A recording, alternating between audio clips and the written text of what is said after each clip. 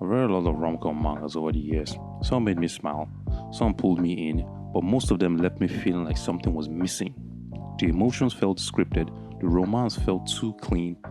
But then I read Molester Man, as crazy as it sounds, recommended to me by someone in the comments on my Onani Master Kurosawa video.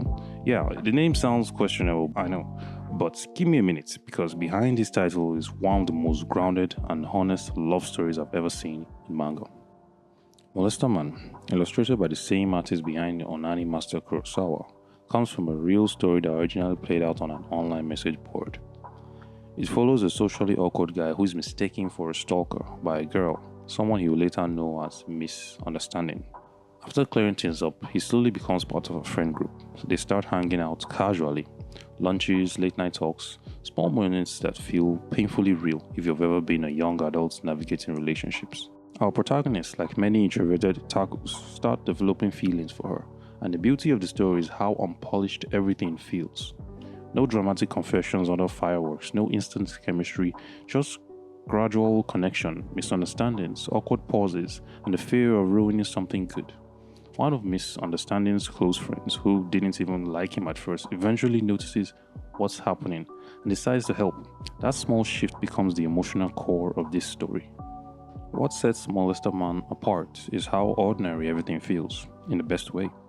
Most rom-coms rely on big tropes, love triangles, dramatic coincidences, exaggerated personalities. Here, everything moves at the pace of real life.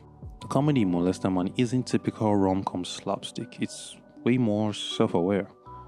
Most of the laughs come from the protagonist's exaggerated inner monologues, the moments where his thoughts spiral so intensely that the art style suddenly shifts and he's drawn like a JoJo character, a shonen hero, or some wild anime archetype. These dramatic mental visuals contrast perfectly with his quiet, awkward real-life interactions.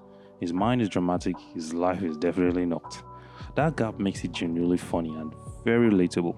Anyone who has ever had an afterthought or overthoughts over a text message knows exactly what those panels feel like. In terms of characters, everyone in this story feels like someone you could actually meet in real life. Misunderstanding isn't an idealized love interest, unlike most anime stories. She's kind, little oblivious at times, but human. Her friends aren't filler side characters either. Each one makes choices that actually shapes the story. Even the friend who disliked the protagonist at the first ends up being crucial. Her shift from suspicion to support is so subtle and true to how real friend groups work.